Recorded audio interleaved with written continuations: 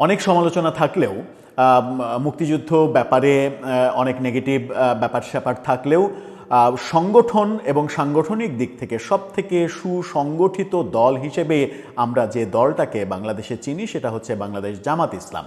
জামাত ইসলাম তার chain of কমান্ডে খুবই শক্ত, তাদের নেতৃত্বের দ্বন্দ্ব নেই, তাদের মধ্যে কোনো গ্যাঞ্জাম ফ্যাসাদ নেই, তাদের চেন অফ কমান্ড এতটাই মজবুত যে তারা একেবারে ছোটোবেলা থেকে তৈরি করে আনে তো কর্মীদের, হঠাৎ করেই আপনি চাইলেই জামাতের হয়ে যেতে পারবেন না, সুরা কমিটির সদস্য হয়ে যেতে পারবেন না, আজকে দলে যোগ দিয়ে কালকেই হয়ে যেতে পারবেন না, যেটা হওয়া খুব সহজ বিএনপি আওয়ামী লীগে। এরকমও হচ্ছে যে কিছুদিন আগে আওয়ামী লীগের ক্ষেত্রেই আমরা দেখেছি যে আওয়ামী লীগ কোনো একটা নির্বাচনের আগে বিএনপির চেয়ারপারসনের এক উপদেষ্টাকে দলে নিয়ে শেখ হাসিনার উপদেষ্টা বানিয়ে দিয়েছেন, অর্থাৎ এক নেত্রীর উপদেষ্টা থেকে আর এক নেত্রীর উপদেষ্টা হয়ে গেছেন, দলে ঢুকেই বিশাল পদ পেয়ে গেছেন।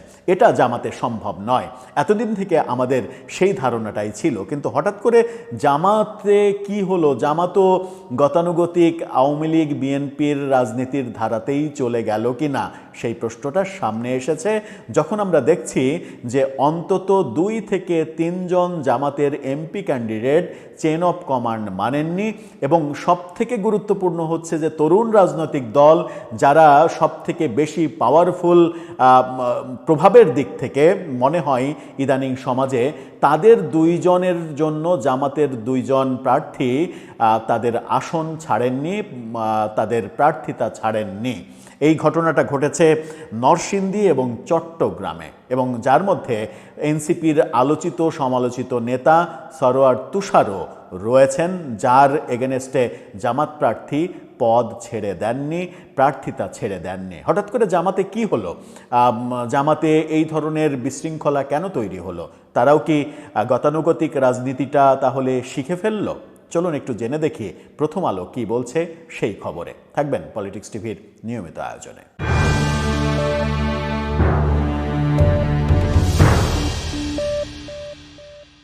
দর্শক, বলছিলাম জামাতের কথা, সুসংগঠিত দল হিসেবেই আমরা তাদেরকে চিনতাম, কিন্তু হঠাৎ করেই তাদের ব্যাপারে ব্যত্যয় দেখা যাচ্ছে। 2 জন এনসিপি নেতার জন্য এবং আরেকজন নিজামী ইসলাম পার্টির জন্য পদ ছাড়েননি, এরকম খবর আমরা পাচ্ছি। প্রথম আলো নিশ্চিত করছে 2 জন এনসিপি নেতার বিপরীতে জামাত 2 আসনে প্রার্থী ছাড়েনি। তাদের শিরোনামটা দেখে নিন।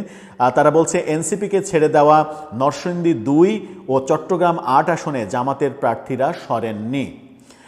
সেখানে বলা হচ্ছে 10 দলীয় নির্বাচনে ঐক্যে থাকা জাতীয় নাগরিক পার্টিকে 30 আসন ছাড়লেও এর মধ্যে 2টি আসনে নরসিংদী 2 এবং চট্টগ্রাম 8 প্রার্থিতা প্রত্যাহার করেননি জামাতের প্রার্থীরা। এনসিপিকে ছেড়ে দেওয়া আরও 2টি আসনে সিরাজগঞ্জ 6 এবং নারায়ণগঞ্জ 4 অন্য 2টি শরিক দলের প্রার্থীরা মনোনয়ন প্রত্যাহার করেননি। তার মানে এনসিপির এখন ফাঁকা মাঠ পাচ্ছে তারা মাত্র 26টা। মঙ্গলবার ত্রয়োদশ জাতীয় সংসদ নির্বাচনের প্রার্থী প্রত্যাহারের শেষ দিন ছিল। এনসিপিকে ছেড়ে দেওয়া আসনে শেষ দিনে জামাত ও অন্যান্য শরিক দলের প্রার্থীদের প্রার্থিতা প্রত্যাহার না হওয়ায় বিষয়টি নিয়ে এনসিপির শরিকদের মধ্যে আলোচনাও হয়েছে। নরসিংদী 2 আসনে পলাশ উপজেলা ও সদরের আংশিক এনসিপির প্রার্থী সরোয়ার তুষার। এই আসনটি 10 দলীয় ঐক্যজোট এনসিপিকে ছেড়েছে, কিন্তু গতকাল মনোনয়ন প্রত্যাহারের শেষ দিনে প্রার্থিতা প্রত্যাহার করতে যাওয়ার আগেই আসনটির জামাতের প্রার্থী আমজাদ হোসেনকে তার বাসায় আটকে দেন দলীয় কর্মী সমর্থকরা।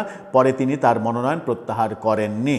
অন্যদিকে বোয়ালখালী উপজেলা চাঁদগাঁও পাঁচলাইশ এলাকা নিয়ে গঠিত চট্টগ্রাম 8 আসনটিও এনসিপিকে ছেড়েছিল জামাতের নেতৃত্বাধীন 10 দলীয় জোট। এই আসনে এনসিপির প্রার্থী জোবাইরুল হাসান আরিফ। চট্টগ্রাম 8 আসনে ঐক্যভুক্ত অন্যান্য দলের প্রার্থীরা মনোনয়ন প্রত্যাহার করলেও জামাতের মোহাম্মদ আবু নাসের তার মনোনয়নপত্র প্রত্যাহার করেননি। গতকাল রাতে চট্টগ্রাম নগরের বহদ্দারহাট এলাকায় একটি রেস্তোরাঁয় এক সংবাদ সম্মেলনে এনসিপির প্রার্থী ঘটনাটিকে অনভিপ্রেত বলে আখ্যা দেন। এর বাইরে সিরাজগঞ্জ 6 ও নারায়ণগঞ্জ 4 আসন দুটিতে এনসিপিকে ছেড়েছিল 10 দলীয় ঐক্য। সিরাজগঞ্জ 6 আসনে এনসিপির প্রার্থী SM সাইফ মুস্তাফিজ, বেশ আলোচিত, টকশো করেন তিনি, সাইফ মুস্তাফিজ, আর নারায়ণগঞ্জ 4 আসনে আবদুল্লাহ আল আমিন। তবে সিরাজগঞ্জ 6 আসনে 10 দলীয় ঐক্যভুক্ত দল আমার বাংলাদেশ পার্টি এবি পার্টির প্রার্থী এবং নারায়ণগঞ্জ 4 আসনে খেলাফত মজলিসের প্রার্থী মনোনয়নপত্র প্রত্যাহার করেননি।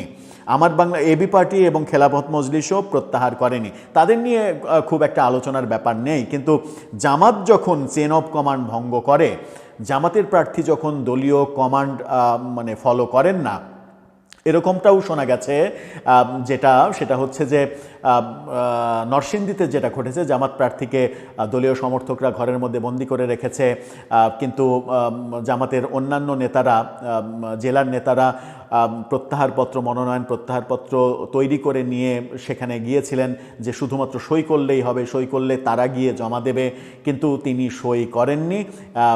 সেখানে বলা হচ্ছে যে তাদেরকে ওই ঘরের কাছে কর্মী সমর্থকরা পৌঁছতে দেননি, কিন্তু এটাও বলা হচ্ছে যে জামাতের ওই প্রার্থীর ফেসবুক পেজ থেকে এই পুরো ঘটনাটা অল টাইম লাইভ করা হয়েছে। তার মানে ওই জামাত নেতারই যে পরিকল্পিত সেটা বিভিন্ন গণমাধ্যম বলার চেষ্টা করছে। এখানেই মনে হচ্ছে যে জামাতেরও চেন অফ কমান্ড সম্ভবত ভেঙে পড়ল। সেই আসনে জামাতের নেতাকর্মীরা বলছেন যে এটা জামাতের আসন, বহুদিন থেকে তারা এই আসনটাকে তৈরি করেছে। আবেগ ঘন কণ্ঠে তারা বলেছে যে অনেক ত্যাগ তিতিক্ষার মাধ্যমে তারা এই আসনটাকে তৈরি করেছে, এই আসনটা তারা ছাড়তে চায় না। জামাত যখন মানে চেন অফ কমান্ডের ব্যাপারে দুর্বল হয়ে পড়বে, তখন কিন্তু জামাতের যে রাজনীতির মূল ভিত্তি, যে জামাতের অনেকে বলেন যে জামাতের ভোট মানে জয়টা কর্মী ততটা, অর্থাৎ জামাতের প্রত্যেকটা ভোট এক একটা কর্মী। এইভাবে জামাত যেভাবে দলকে গুছিয়ে তুলতে পারে, অন্যান্য দল কিন্তু সেগুলো পারে না। বিএনপি এবং আওয়ামী লীগের প্রচুর ফ্লোটিং ভোট রয়েছে, জামাতের কিন্তু ফ্লোটিং ভোট নেই। জামাতের ম্যাক্সিমামই যারা ভোটার তারা জামাতের কর্মী কিংবা জামাতের অ্যাক্টিভিস্ট। এটাই সমাজে, বাংলাদেশের সমাজে বেশ পুরনো প্রতিষ্ঠিত সত্য। ইদানিং হয়তো কিছু ফ্লোটিং ভোট তাদের তৈরি হয়েছে, বিশেষ করে শেখ হাসিনা সরকার পতনের পরে গত 17 মাসে বিভিন্ন দলের যে চাঁদাবাজি, মববাজি, মামলাবাজি, এই ব্যাপারগুলো বিভিন্ন দল যেগুলো করেছিল, সেই ঘটনা থেকে জামাত নিজেদেরকে একটু আলাদা করতে পেরেছিল।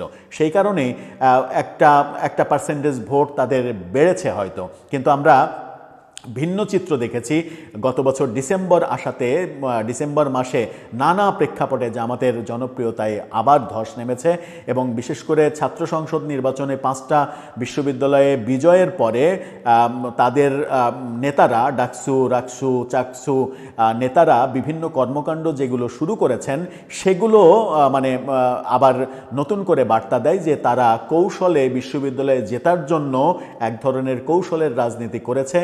যখনই ক্ষমতা পেয়েছে তখনই তারা আগ্রাসী হয়েছে। কেউ লাঠি হাতে নির্বাহী ম্যাজিস্ট্রেট সেজেছে, কেউ শিক্ষকের ওপরে মব তৈরি করে শিক্ষককে লাঞ্ছিত করেছে, কেউ বা বিরোধী দলের ব্যানার ট্যানার ছিঁড়ে ফেলে অবস্থান করছে। যদিও কেউ মানে স্বতন্ত্র ছদ্মবেশে গুপ্ত অবস্থায় নিজেদের রাজনীতি করেন, এরকম ব্যাপারও রয়েছে যে প্রকাশ্যে মনে হয় কিংবা প্রকাশ্যে তিনি স্বতন্ত্র কোনো দলের না, কিন্তু প্রকৃত তিনি জামাতেরই লোক, শিবিরেরই লোক, এরকম সমালোচনাও অনেকে করেন।